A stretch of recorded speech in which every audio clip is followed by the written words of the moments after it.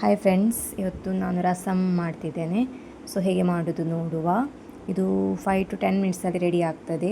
ಫಸ್ಟಿಗೆ ನಾವು tomato, onion, ಕೊತ್ತಂಬರಿ ಸೊಪ್ಪು, ಜಿಂಜರ್, ಗಾರ್ಲಿಕ್, ಜೀರಿಗೆ, ಪೆಪ್ಪರ್, ಸಾಲ್ಟ್ ಇಷ್ಟನ್ನು ಹಾಕಿ ಮಿಕ್ಸಿಯಲ್ಲಿ ಗ್ರೈಂಡ್ ಮಾಡಬೇಕು. ಎಲ್ಲವನ್ನು ಒಂದೊಂದಾಗಿ ನಾನು ತಗೊಂಡಿದ್ದೇನೆ.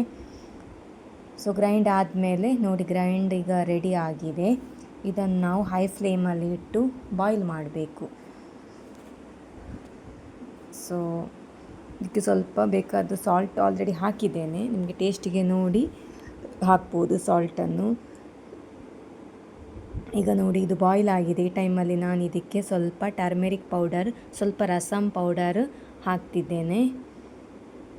ಇಷ್ಟು ತೆಳ್ಳಗೆ ಬರಬೇಕು. ಆಮೇಲೆ ಬಾಯ್ಲ್ ಮಾಡುವಾಗ ನಾನು ಒಂದು ಆನಿಯನನ್ನು ಕಟ್ ಮಾಡಿ ಹಾಕಿದ್ದೇನೆ ಇದಕ್ಕೆ. ಇದನ್ನು ನೀವು ಬೇಕಾದರೆ ಸ್ಕಿಪ್ ಮಾಡ್ಬೋದು. ಸೊ ಇದಕ್ಕೆ ನಾವಿನ್ನು ಒಗ್ಗರಣೆ ಹಾಕಲಿಕ್ಕೆ ಉಂಟು, ಆಮೇಲೆ ಕೊತ್ತಂಬರಿ ಸೊಪ್ಪು ಹಾಕಲಿಕ್ಕೆ ಉಂಟು. ಸೊ ಈಗ ಚೆನ್ನಾಗಿ ಬಾಯ್ಲ್ ಆಗಿದೆ, ಸಾಲ್ಟ್ ಎಲ್ಲ ಕರೆಕ್ಟ್ ಇದೆ. ಈಗ ನಾವು ಕೊತ್ತಂಬರಿ ಸೊಪ್ಪನ್ನು ಕಟ್ ಮಾಡಿಟ್ಟದನ್ನು ಇದಕ್ಕೆ ಹಾಕಬೇಕು. ಇದು ವಿದಿನ್ 5 to 10 ಮಿನಿಟ್ಸ್ ರೆಡಿ ಆಗ್ತದೆ. ಸೊ ಈಗ ಆಲ್ಮೋಸ್ಟ್ ಇದು ಬಾಯ್ಲ್ ಆಗಿದೆ ನೋಡಿ, ಈ ಕಲರಿಗೆ ಟರ್ನ್ ಆಗಿದೆ. ಸೊ ಈಗ ಕೊತ್ತಂಬರಿ ಸೊಪ್ಪು ಹಾಕುವ. ನೋಡಿ ಹಾಕಿದ್ದೇನೆ. ಇದನ್ನೊಂದು 1 ಮಿನಿಟ್ ಇಟ್ಟು 1 ಮಿನಿಟ್ ಇಡುವ. ಆಮೇಲೆ ಒಗ್ಗರಣೆ ಹಾಕಬೇಕು. ಒಗ್ಗರಣೆ ಹಾಕಿ ಫ್ಲೇಮನ್ನು ಆಫ್ ಮಾಡುವ.